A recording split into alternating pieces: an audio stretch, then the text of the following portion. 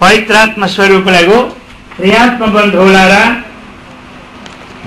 శ్రీ లలితా దివ్య రహస్య సహస్రనామ స్తోత్రం. ఈ యొక్క సహస్రనామ స్తోత్రాల్లో అమ్మవారి యొక్క సగుణ సాకార స్వరూపము, నిద్ర నిరాకార స్వరూపము ఇవన్నీ మనకు చక్కగా ప్రస్తావన చేస్తూ ఉన్నారు.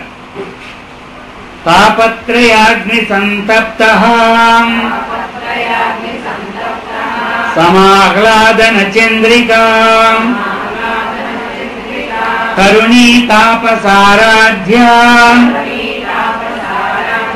తను మధ్యాతమోపహా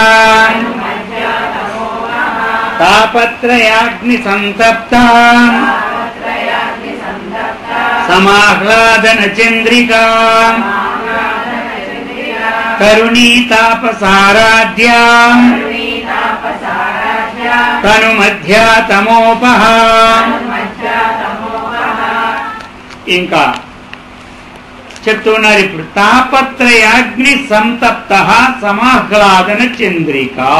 ఒకటే మొత్తం పద అర్థం. కాబట్టి ఇంకా అమ్మవారు మనకి చేసే మేలు ఇంకా ఏం చెప్తున్నారంటే, తాపత్రయ, అది ఈ తాపత్రయాగ్ని.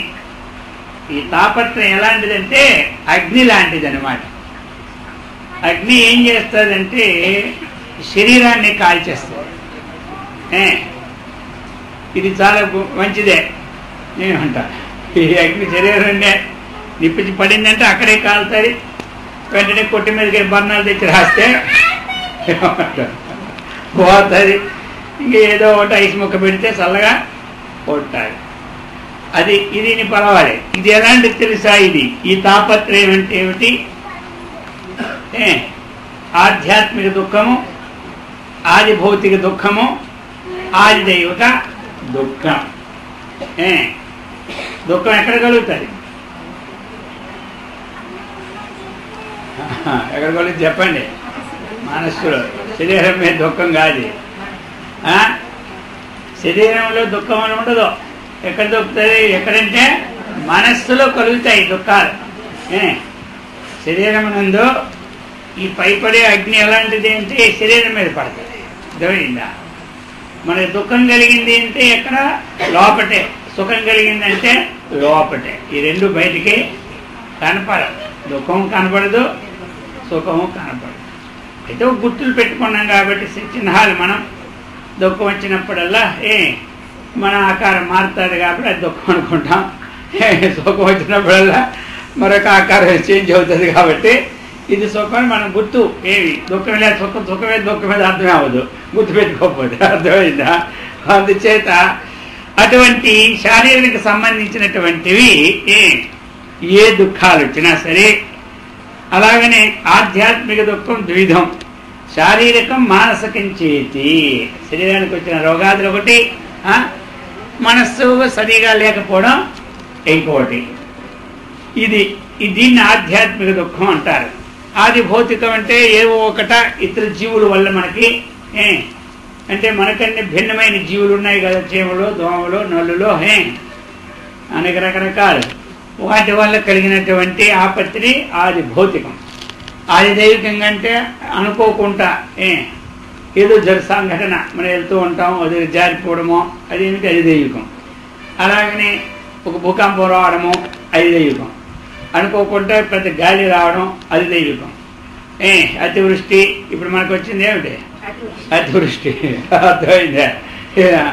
ఒక సంవత్సరం అనావృష్టి, ఒక సంవత్సరం అతివృష్టి. ఇవన్నీ ఏమిటంటే అది దైవికం. అనావృష్టి అయినా దుఃఖమే, అతివృష్టి అయినా దుఃఖమే. ఎక్కువ తిన్నా దుఃఖమే, తినకపోయి తక్కువ తిన్నా దుఃఖమే. అదే మధ్యలో తింటే దుఃఖం. అలాగే ఇవే తక్కువ తినకండి, స్వామి చెప్పారు కదండి. ఏమంటారు? అందరికి ఇవాళ స్పెషల్ భోజనం అన్నమాట. ఏమంటారా? కాబట్టి చెబుతూ ఉన్నాను. అర్థమైందా? అది ప్రతి పని అన్నమాట.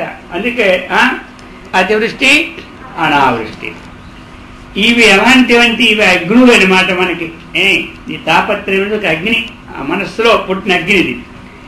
వీటిని చల్లార్చాలంటే వేరే మందులేమి లేదు. అర్థమైందా? శరీరానికి వచ్చిన రోగాలు మార్చడానికి మందు ఉంది, కానీ వేడిగా ఉంటే చల్లగా చేయడానికి. మనసులో పుట్టిన అగ్నికి ఏ మందు లేదు. అర్థమైందా? వాళ్ళు ఏంటంటే పూర్తిగా మెంటల్ అయిపోతే అక్కడ వాళ్ళు ఏదో మందులు ఇస్తారు, అక్కడికి మెంటల్ హాస్పిటల్కి వెళ్తే. కానీ ఈ మధ్యలో అక్కడ వాటికి మనకి అటు ఈ మధ్యలో ఉన్నటువంటి వాటికి మందులు ఉండవా? అందుకని అవి పోవాలి అంటే అమ్మగారు వాటిని పోగొడుతుందన్నమాట. ఎట్లా అంటే చంద్రిక వెన్నెల వంటిది అనమాట. మంచి ఎండాకాలంలో అలాగనే ఆ చల్లగా రాత్రి చంద్రోదయం అయితే ఎలా ఉంటుంది? హాయిగా ఉంటుంది అన్నమాట. పగలంతా ఈ తపన కన్నా ఆ వెన్నెల్లో కూర్చుంటే కొంచెం చల్లగా ఉంటుంది. అలాగే శరత్కాల పూర్ణిమ నాటి రాత్రి చంద్రుడికి మనం పైన కూర్చుంటే ఆ వెన్నెల మహా ఆహ్లాదకరంగా ఉంటుంది అన్నమాట. అలాంటి సమాహ్లాదన చంద్రిక. అర్థమైందా? ఆహ్లాదం అంటే ఏమిటి? సంతోషం. ఆ సంతోషాన్ని కలిగించేది వెన్నెల వంటిది. ఎవరికి? ఈ ఆధ్యాత్మిక దుఃఖంతో బాధపడుతున్నవారికి, అదైవ దుఃఖంతో బాధపడుతున్న వారికి. అలాగనే మరి మనకి ఆది భౌతిక దుఃఖంతో బాధపడుతున్నటువంటి మనకు ఈ అగ్ని చేత మనం తపన చెందుతూ ఉంటే, ఆ తపన చల్లార్చడానికి వేసవికాలంలో తపనగా ఉంటే చంద్రుడు రాత్రి ఎంత చల్లగా ఉంటుందో అటువంటి మనకి చక్కనైనటువంటి ఈ దుఃఖాలను పోగొట్టి వెన్నెల వలె సంతోషాన్ని కలిగించినటువంటిది అమ్మగారు. అందుచేతనే తాపత్రయాగ్ని సంతప్త సమాహ్లాదన చంద్రిక అని చెప్పడం.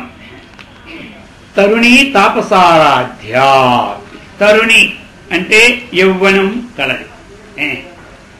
మనకి 4 ఉంటాయి: బాల్యము, యౌవనము, కౌమారము, వార్ధక్యం. ఇక అమ్మవారు ఎప్పుడు ఒకే ఒక యౌవనముగా ఉన్నటువంటి, అంటే నిత్య యౌవనవంతురాలు. ఈ విధంగా తాపసారాధ్య. తాపసారాధ్య అంటే తాపసులచే పూజింపదగినది. ఆరాధ్యం అంటే ఏమిటి? సేవించడం, పూజించడం. ఎవరి చేత? తాపసుల చేత. తాపసులు అంటే ఎక్కడో అడవిలో ఉన్నవారి చేత కాదు. అర్థమైంది కదా? ఒక నియమబద్ధమైన జీవితాన్ని గడుపుకుంటూ శరీరాన్ని, ఇంద్రియాన్ని, మనస్సుని స్వాధీనపరచుకోవడానికి చేసిన క్రియలు ఉన్నాయో ఆ క్రియల ద్వారా ఎవరు చేస్తూ ఉంటుంటారో సాధన, వారందరూ ఎవరు? తపశ్శాలుడైనమాట.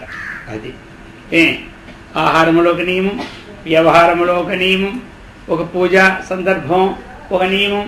ఈ విధంగా అన్ని నియమాలు, వాటితో మనం చేస్తున్న ఆరాధనే తాపస్సులు. అటువంటి వారి చేత ఏమిటి? ఆరాధింపబడినటువంటిది తాపసారాధ్య. తను మధ్య. తను మధ్య. తను అంటే ఏమిటి? అర్థము కృషించినటువంటి సూక్ష్మమైనటువంటిది అర్థం అన్నమాట. అందుకు మధ్య అంటే ఏమిటి? నడుము కలది. అంటే ఏమిటి? సన్నని నడుమ కలది అని అర్థం. కాంచీ దేశముందున్న తనుమధ్యాదేవి స్వరూపురాలు. ఆ దేశంలో తనుమధ్యాదేవి అని ఆ రూపం ఉంది. గాయత్రి ఛందములోని తనుమధ్య వృత్త స్వరూపురాలు కాబట్టి నడుము సన్నముగా ఉన్నటువంటిది అర్థం. తమోపహ. ఇది ఒకటి మనకి. తమోపహ ఇది చాలా గొప్పదైనమాట. తమస్సు అంటే అజ్ఞానం. అజ్ఞానాన్ని ఏమిటి? అపహ. అపహ అంటే ఏమిటి? పోగొట్టబడినటువంటిది. ఇది ఒక్కటి పోయిందనుకోండి, ఇక మన జీవితం ధన్యమైపోయినట్టే. దైందా? అజ్ఞానం పోతే ఏముంది? అది అజ్ఞాననాశో మోక్ష, అవిద్యానాశో మోక్ష. కాబట్టి ఈ అజ్ఞానం అనేది పోగొట్టుకోవాలి. అజ్ఞానం అంటే ఏమిటి అనుకున్నాం? అజ్ఞానం అంటే వస్తువు యొక్క వాస్తవ స్వరూపం తెలుసుకోకపోవడమే అజ్ఞానం. ఏదైనా ఉన్నది ఉన్నట్టుగా తెలుసుకోకపోవడమే అజ్ఞానం. ఇంకేమి అజ్ఞానం అంటే ఇప్పుడు మందులు ఎరువులు వేస్తుంటారు, అది ఎలాగుంటుంది? తెల్లగా ఉంటాయి. ఇక దాన్ని చూసి పంచదార అనుకుంటాడు. ఏమైంది? దాని వాస్తవాన్ని తెలుసుకోకపోవడమే అజ్ఞానం. అది అన్నమాట. ఉన్నది మనం ఉన్నట్టు తెలుసుకోకపోవడమే, అంతే కదా అది. అందుకని నిన్న కూడా సాయంకాలం అనుకున్నాం, అజ్ఞానానికి 2 శక్తులు ఉంటాయి. ఒకటి ఆవరణ శక్తి, రెండవది విక్షేప శక్తి అన్నమాట. ఒకటి ఆవరణ శక్తి, రెండవది విక్షేప శక్తి. అది ఈ 2 శక్తుల వల్లే మొత్తం సృష్టి అంతా నడుస్తూ ఉంది. ఆవరణ శక్తి అంటే ఏంటి? ఇప్పుడు అనుకున్నాం, ఉన్నది ఉన్నట్లు తెలుసుకోకపోవడం ఆవరణ శక్తి. ఉన్నదాన్ని ఇంకోటిగా భావించడం విక్షేప శక్తి. అర్థమైందా? ఉదాహరణ, మనం త్రోవలో పోతూ ఉన్నాం, అక్కడ ఏమైపోయిందంటే ఒకంత తెల్లగా ఎండి బిల్లలా మెరుస్తుంది అనుకున్నాడు. వెండి దొరికింది అనుకున్నాడు. ఎక్కడ నుంచి చూశాడు? దూరం నుంచి. అర్థమైందా?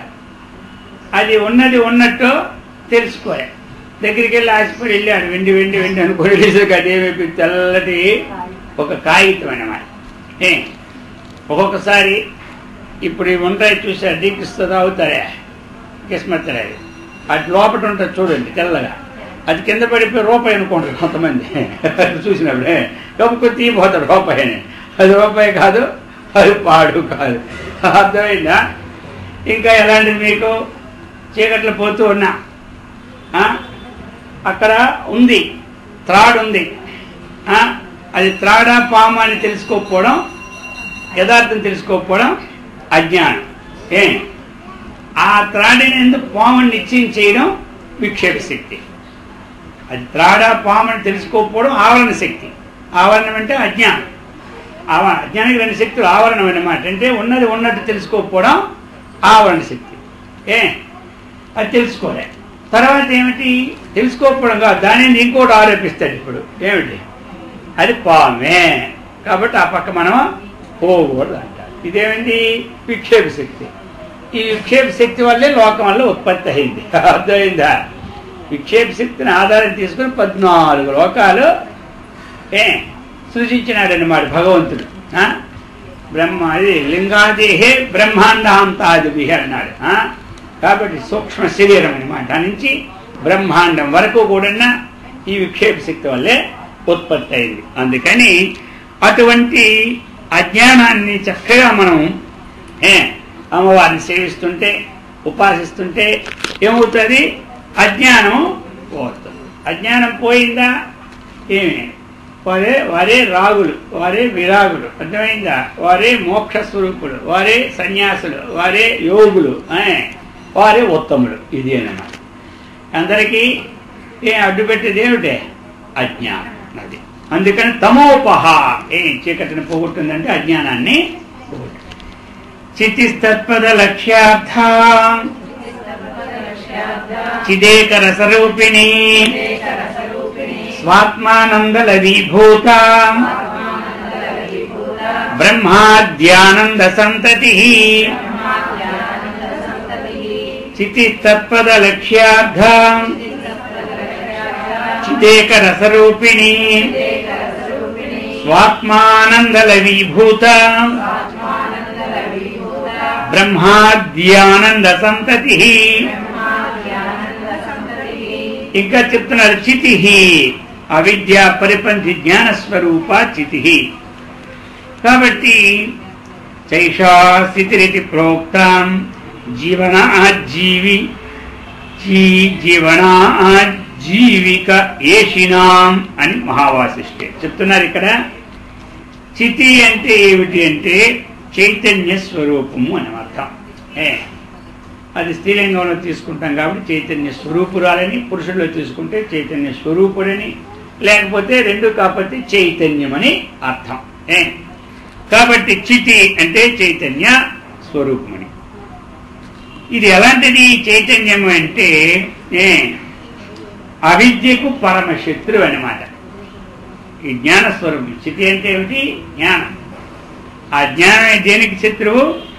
అజ్ఞానానికి శత్రువు అన్నమాట. చీకటికి శత్రువు ఎవరు? వెలుతురు. అర్థమైందా? చీకటికి శత్రువు ఎవరు? వెలుతురు. అజ్ఞానానికి శత్రువు ఎవరు? జ్ఞానం. ఇంతే. ఇప్పుడు మన శత్రువుడు మనం లేకుండా చేసుకోవాలంటే అజ్ఞానం ఉంటే మొత్తం లోకం అంతా మనకి శత్రువులే. అర్థమైందా? విజ్ఞానం ఉంటే అందరూ మిత్రులే. జ్ఞానం కలిగితే అందరూ మిత్రులే, అజ్ఞానం ఉంటే అందరూ శత్రువులే. అర్థమైందా? దుర్యోధనుడికి వెళ్ళి ఒకసారి లోకాన్ని చూసుకుంటా ఎలా ఉందో లోకంలో అని పంపారు. అంత తిరిగి వచ్చారు. ఒక్కడ మంచోడు లేడు అని చెప్పేశాడు. ఎవరు? ధర్మరాజుని పంపితే అబ్బా అందరూ గొప్ప, లోకంలో నాకు చెడ్డవాడు అనేవాడికి కనబడలేదు అన్నాడు. ఆయనకి అజ్ఞానం ఉంది, ఈయనకి విజ్ఞానం. అర్థమైంది? అదే అనమాట. అందుచేత అటువంటి చైతన్య స్వరూపం అనమాట జ్ఞాన స్వరూపమైనటువంటి సకల లోకముల యొక్క సిద్ధికి కారణమైన చిత్తు ఏమిటంటే స్వతంత్రమైనటువంటిది అనమాట. ఈ విధంగా చితి తత్పద లక్ష్యార్థ. ఇక అమ్మవారిని యథార్థం తెలుసుకోవాలంటే తత్పద లక్ష్యార్థాన్ని తెలుసుకోమన్నారు. ఇదంతా ఈ తత్పద లక్ష్యార్థం మనం చెప్పుకోవాలంటే ఒక రోజుతో అవదు, 2 రోజులతో అవదు, 3 రోజులతో అవదు. ఆ తత్పద లక్ష్యార్థం అలాంటిది అనమాట. ఆ లక్ష్యార్థానికైనా మనం ఇప్పుడు తత్వమసి పుస్తకాన్నే రచించి పెట్టేసినాం. అర్థమైందా? నేను దగ్గర ఉన్నాడు చాలా మంది దగ్గర తత్వమసి. కాబట్టి తత్పద లక్ష్యార్థ తత్వమసి అను మహావాక్యమందున తత్పదమునకు లక్షణచే వచ్చిన పరబ్రహ్మమే అమ్మవారు. అర్థమైందా? తత్వమసి అనేది ఒక మహావాక్యం. ఆ వాక్యం అది ఎలాంటిది? బ్రహ్మాస్త్రం లాంటిది అనమాట. బ్రహ్మాస్త్రం దగ్గర ఏ అస్త్రమో పనికిరాదు. ఇక బ్రహ్మాస్త్రం పని చేయలేదంటే వాడి పని గోవిందా ఏడుకొండ వెంకటరమణ అంటారు. ఇక అది లాస్ట్ అస్త్రం అదే. ఆ విధంగా ఇక లాస్ట్ బాణం ఏమిటి అంటే తత్వమసి లాస్ట్ బాణం. ఇక బాణమే పని చేయలేదంటే వాడికి ఎన్ని జన్మలు అర్థమే కాదు. అర్థమైందా? అందుకని తత్వమసి లక్ష్యార్థ. తత్తు త్వము అసి 3 ఉన్నాయి పదాలు. ఇందులో ఎన్ని ఉన్నాయి? తత్తు త్వము అసి. వినడానికి ఏదో లాభం, తెలుసుకుంటే ఏమీ లే. ఆ తత్వ అంటే అది, త్వం అంటే నీవు, అసి అంటే అయి ఉన్నావు. మొత్తం 3 కలపండి.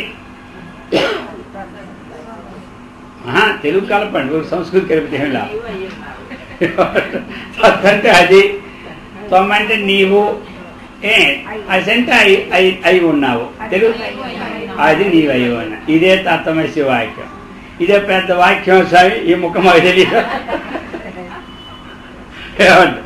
ఏదో అనుకో, అది నీవై ఉన్నావు, నా ముఖమే అనలేమా, అది నీవై ఉన్నావు.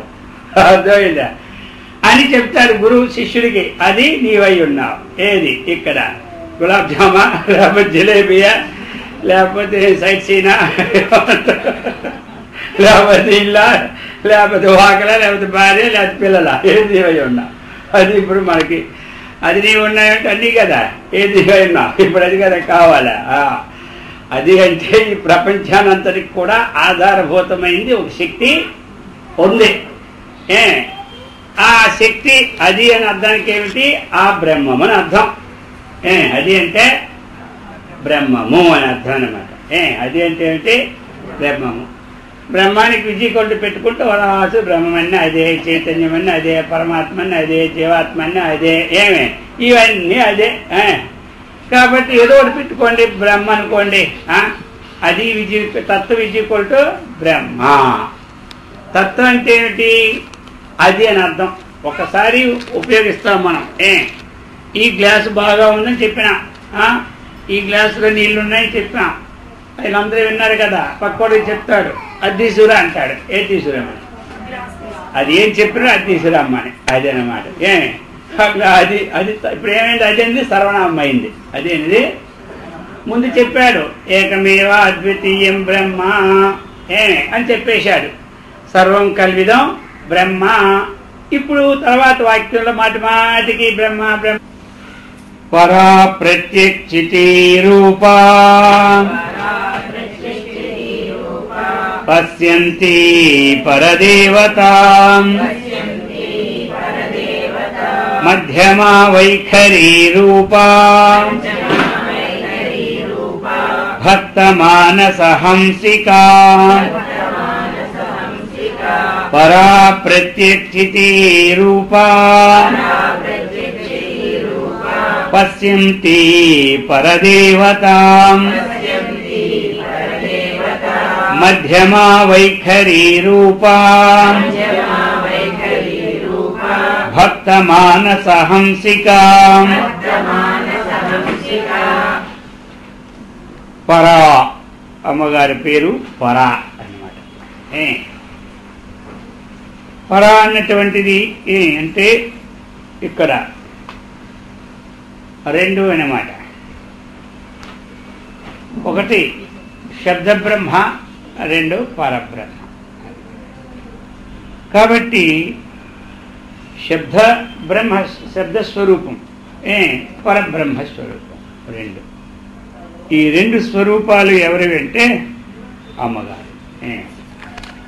శబ్దబ్రహ్మము అంటే వేదము, పరబ్రహ్మం అంటే వేదంచే నిర్దేశింపబడిన వస్తువు. వేదం దేని నుంచి పుట్టిందో దాని పేరు పరబ్రహ్మం. వేదం దేని నుంచి పుట్టిందో దాని పేరే పరబ్రహ్మం. వేదం పరమాత్మ నుంచి పుట్టింది, అందుచేత పరబ్రహ్మ. కాబట్టి ఆ వేదం ఏమిటి? శబ్దం. వేదం అనేది శబ్దం. ఆ శబ్దం మొదటి నుంచే వస్తూనే ఉంది. ఇప్పుడంటే పుస్తకాలుగా వచ్చాయి, మొదటి పుస్తకాలు ఏం లేవు. వారు చెబుతూ ఉంటే మనం నేర్చుకోవడమే. అర్థమైందా? వారు చెబుతూ ఉంటే మనం నేర్చుకునేవాళ్ళం. సత్యం జ్ఞానం అనంతం బ్రహ్మ అంటే సత్యం జ్ఞానం అనంతం బ్రహ్మ. అలాగనే శంనో మిత్ర శంవరుణ అంటే ఈ విధంగా నేర్చుకోవడం. ఒకటి శబ్దం. శబ్దము ఏం చేస్తూ ఉందంటే ఈ శబ్దము ఇహలోకములో కర్మకాండ సిద్ధాంతం ఎలా చేయాలో చెబుతుంది. ఇక పరబ్రహ్మతత్వం ఏమిటా అని వర్ణింప చేస్తూ ఉంది. అందుకు శబ్ద బ్రహ్మని నిష్ణాత పరబ్రహ్మాది గచ్చతి. ఎవడు శబ్ద బ్రహ్మంలో నిష్ణుడైనాడో అతడు ఏమవుతున్నాడు? పరబ్రహ్మాన్ని చక్కగా పొందుతున్నాడు. అందుకు మనకి ఒకటి పరా, రెండవది అపరా. తత్ర అపరా ఋగ్వేదో యజుర్వేద సామవేదో హ్యధర్వణః శిక్షా వ్యాకరణం కల్పం చందో జ్యోతిష్యమితి. వేదాలు వేదాంగాలన్నీ కూడా అపరాస్వరూపం, బ్రహ్మ పరాస్వరూపం. అందుకని అటువంటి స్వరూపం కల వారే అమ్మవారు.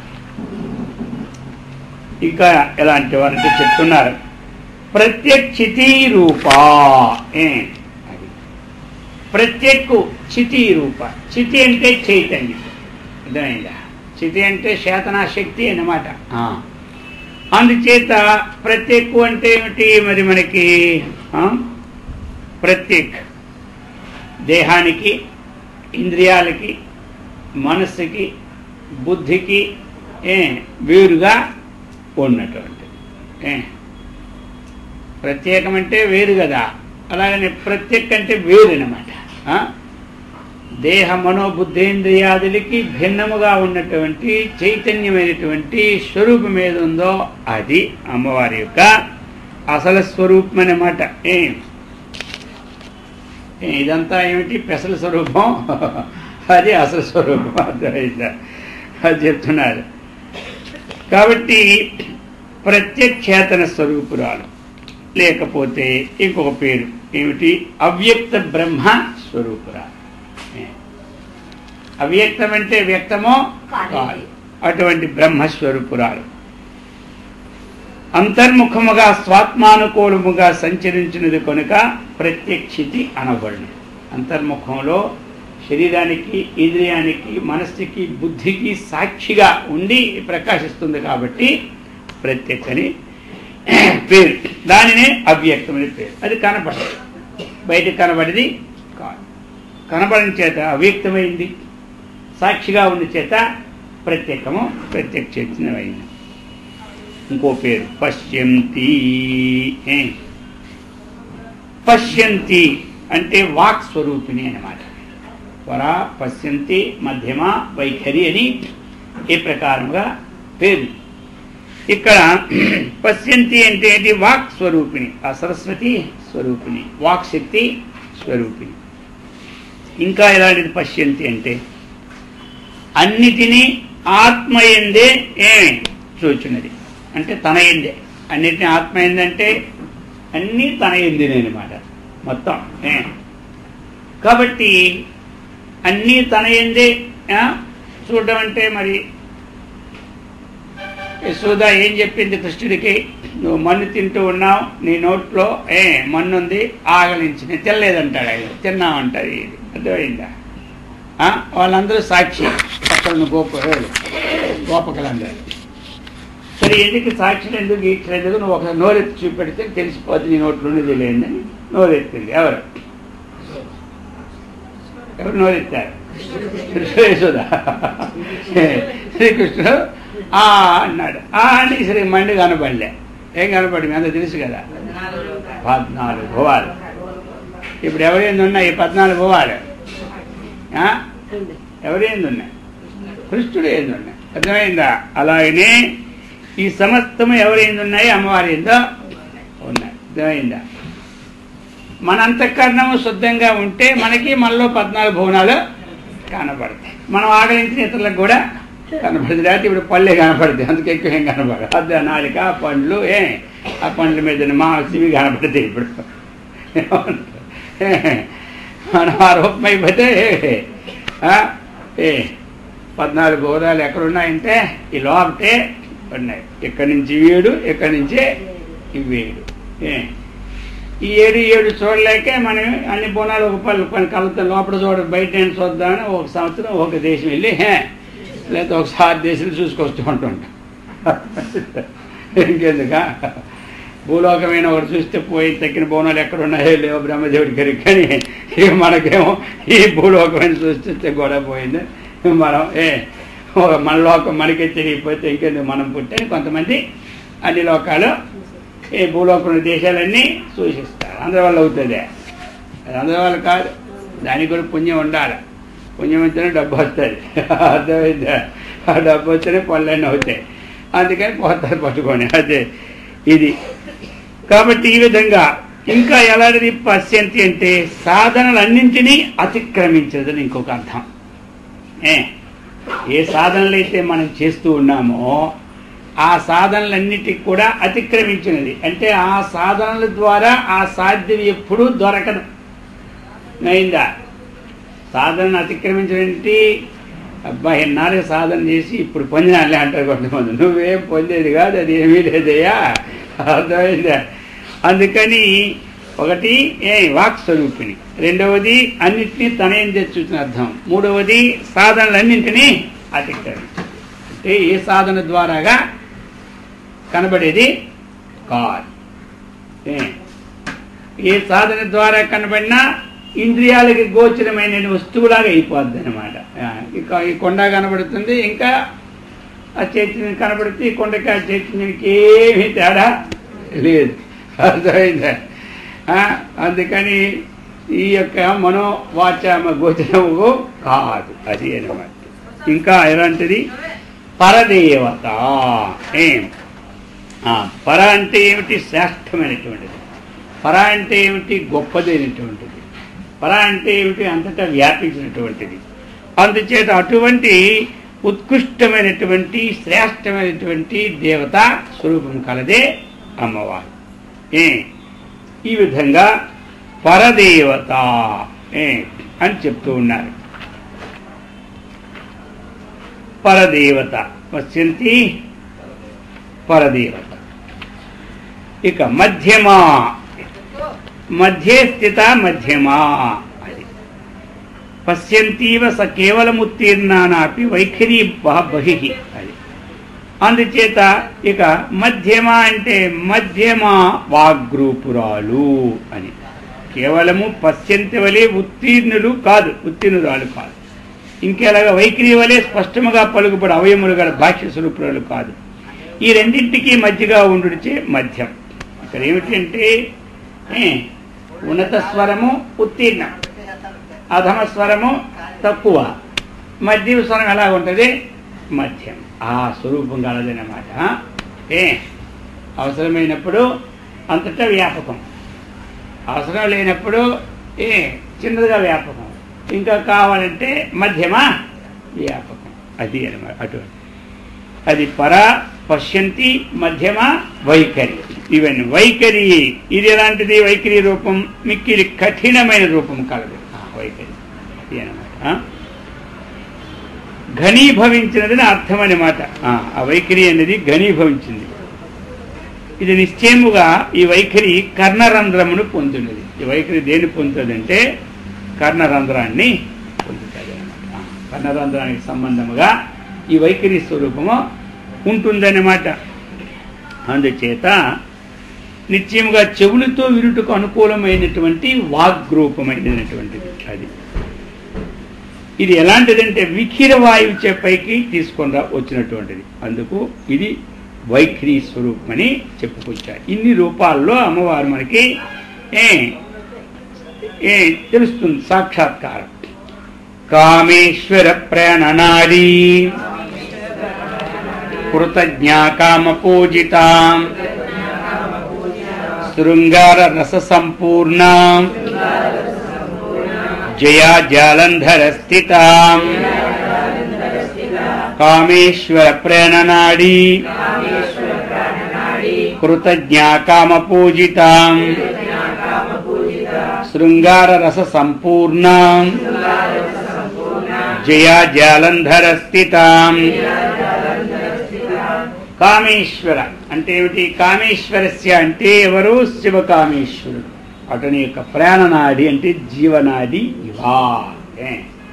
ప్రాణనాడి అంటే జీవనాడి ఇవ. ఆ కామేశ్వరునికి జీవనాడి.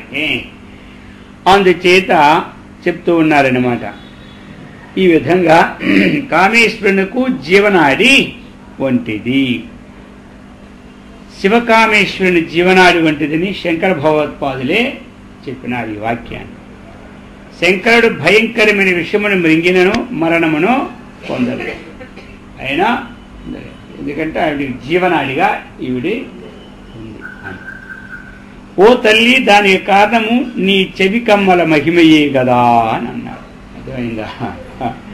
అందుచేత దీన్ని బట్టి దేవి తాటంక మహిమ చేతనే శంకరుడు దేవి యొక్క ఈ చెవికమ్మల యొక్క మహిమ చేతనే శంకరుడు జీవించి ఉండని ఒక అర్థం అనమాట.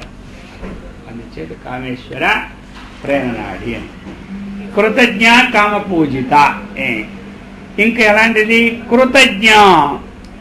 కృతే సుకృత్ దుష్కృతే జానాతి కృతజ్ఞ. కృతజ్ఞుడంటే ఏమిటి?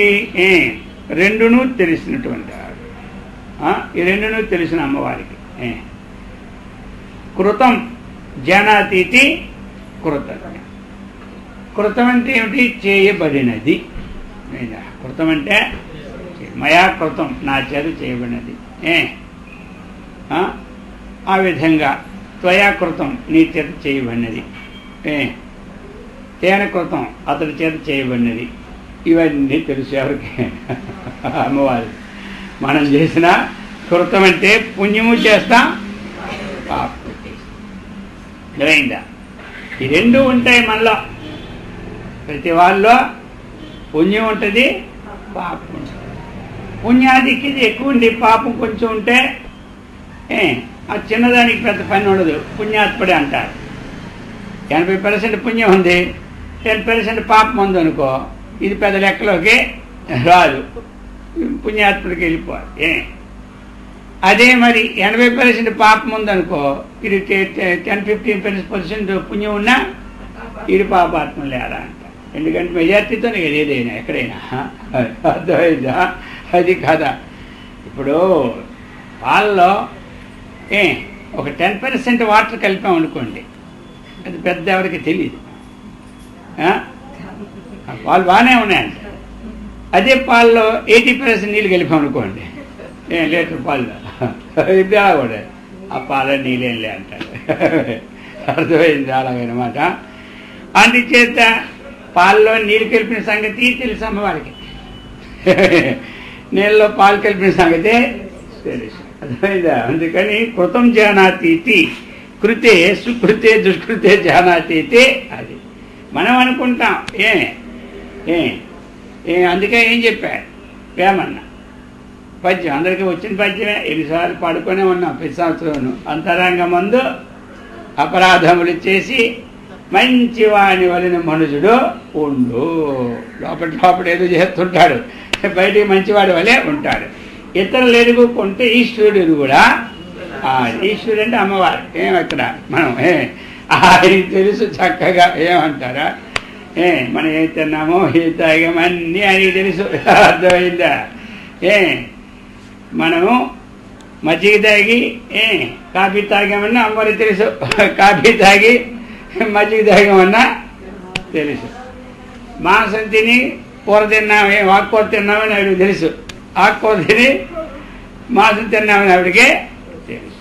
అందుకని లోపటే ఉన్నాడు భగవంతుడు. ఎక్కడున్నాడు? లోపటే. అందుకే తినదగిందే తినాలి, చూసేస్తాడు ఆయన. అర్థమైందా? తాగదగిందే తాగాలి, ఇవ్వదగిందే ఇవ్వాలి, పుచ్చుకోదగిందే పుచ్చుకోవాలి. అదేది ఇచ్చినా లేని పుచ్చుకోకూడదు. అర్థమైందా? విషమిస్తాను పుచ్చుకుంటారా? అదేదో ఆ నలుగురు వెళ్ళాను ఫ్రెండ్షిప్గా కుదరకు పుచ్చుకోండి అంటారు కొంతమంది, మా భక్తులు కొంతమంది. నీ మొక్క అంత కుదరకు పుచ్చుకుంటే ఒకరోజు పుచ్చుకుంటే రావుతుంది బండి. తీర్థం ఏమిటి? ఇదేమి తీర్థం కాదు. ఒకరోజు పుచ్చుకుంటే అదేమో పట్ల ఆగుతుంది బండి అది. అందుకని పుచ్చుకోదగితే పుచ్చుకోవాలి. కానీ ఎంత ఫ్రెండ్షిప్లైనా ఎంత మనకి స్వాములైనా ఇవ్వరాన్ని ఇస్తే ఇది స్వామి ప్రసాదం పుచ్చుకోకూడదు. అలాంటిది ఉండకూడదు. వాడి స్వామి ఆవిని దేవుడే ఆవిని దేవుడు ఇచ్చినా పుచ్చుకోకూడదు. ఏమంట అబ్బో దేవుడే ఇస్తే ఇక మనకేమిటి అనుకుంటే దేవుడు ఇస్తే రావుడు ఇస్తాడు. దేవుడు ఇచ్చినా దాని పని చూపెడుతుంది. ఏమంటారు? ఏ వస్తువులో ఏ గుణం ఉందో అది దేవుడు ఇచ్చిన చూపెడుతుంది, రాముడు ఇచ్చిన చూపెడుతుంది. అర్థమైందా? అందుకోసం మనం ఏది పుచ్చుకోవాలా ఇవ్వాలి. ఇచ్చింది కూడా అలాగే ఇవ్వాలి. అర్థమైందా? ఇచ్చింది ఎలాంటిది ఇవ్వాలి. ఇంతకుముందు మీకు చెప్పున్నా ఒక ఆయన బజార్కి వెళ్ళాడు. బజార్కి వెళ్తే అక్కడ రూపాయికి 12 అరటి పండ్లు అనమాట. ఎన్ని? 12. 12 అరటి పండ్లు సంగతి మీ అందరూ తెలుసు కదా. కొట్టే 2 రూపాయలకు ఒక పండు ఇప్పుడు కూడా ఉండే వాళ్ళు. ఇప్పుడు 12 ఇచ్చారంటే ఏమిటి? ఎండిపోయినవి, తొక్కలు ఎండిపోయినవి, ముక్కలు ఎండిపోయినవి, ఇంకెందుకు పనికిరా. అర్థమైంది? తినడానికే. అది ఒకరు అడిగారట, ఎవరికయ్యా ఇవి అంటే మా గురువు గారికేనండి. అది ఎందుకంటే తాగుతాడు. ఇచ్చిన వారికి ఇచ్చిన దైవం హెచ్చరికత మరి రాదు అని. అర్థమైందా? ఒక ఆయన ఏం చేశాడు తెలుసా? పక్కవాడు ఒక ఆయన ద్వాదశి నాడు తోటకూర ఇస్తే మంచిదని అన్నాడు. వాడు ఏదో పాపం లేని వాడు అనమాట. ఎక్కడెక్కడో కష్టపడి 10 పైసలు తోటకూర తీసుకొచ్చాడు. పాపం వచ్చే జన్మలో వాడికి అన్ని ఐశ్వర్యాలే. ఈ సంగతి ఇది తెలిసిసుకోడు. పక్కనోడు వాడు కోటీశ్వరుడు అనమాట. వీడికి నిన్నగాక మొన్న వచ్చి వీడికి ఎంత ఐశ్వర్యం. అయ్యా వీడు 10 పైసలు తోటకూరిస్తే ఎంత వచ్చిందని చెప్పాడు. అలాగ అయితే నాకు ఇప్పుడు 100 ఎకరాల భూమి ఉంది. 1 ఎకరా భూమి తోటకూర వేసి రోజు తోటకూర గంపలే పంచుతాం. మళ్ళీ జన్మకి ఎన్ని ఎకరాలు వస్తాయో, ఎన్ని దేశాల ప్రధానమంత్రి అయిపోతుందో ఆయన ఆశ. ఇక వేసి రోజు ఎక్కడ చూసినా తోటకూర మూటలు. ఈ దగ్గర మూట పట్టుకెళ్ళి కొట్టి మీద అమ్ముకుంటాను హాయిగా చాలా మంది. ఎందుకు మూటలు ఏం చేసుకుంటారు. ఇక వచ్చే జన్మలో వీడికి ఎన్ని మూటలు అంటే ఎన్ని గొడవలు చూసినా మూటలే, తోటకూర మూటలే. ఇదేమిటని కోర్టులో రిట్టేశాడు. అర్థమైంది? ఊరుకుంటాడు చేతి కాబట్టి. మనమంటే ఊరుకుంటాం. కానీ ఇక అక్కడ మళ్ళీ అక్కడ ఆలోకి ఈలోకి అన్ని విచారణ చేసినారు అందరూ కూర్చొని. ఏమిటి అంటే నీకు ఉన్నదయ్యా వాడికి లేదయ్యా. వాడు లేక తోటకూర ఇచ్చాడు, నీకు ఏమిటి నీకు లేదా తోటకూర? దాని పద్ధతి ఉండాలి, పాడు ఉండాలి. కానీ అందుకే జన్మకి తోటకూరే నీకు అన్నాడు. అయ్యో రామరామ రామరామ అన్నాడు. ఈ విధంగా మనం ఏది ఇచ్చినామో అదే మనకే వస్తుంది. ఇచ్చింది మంచిది ఇచ్చామా మంచిది, కుళ్ళిపోయింది ఇచ్చామా నాకు ఎక్కడికి వెళ్ళిపోయినా కుళ్ళిపోయిన పండ్లే వస్తాయి అంటారు. వాళ్ళతో అన్ని పొడిచిన అన్ని కుళ్ళిపోయిన పండ్లు పంచినాడు. ఇంకెన్ని జన్మల వరకు ఆ పండ్లే తరగవు.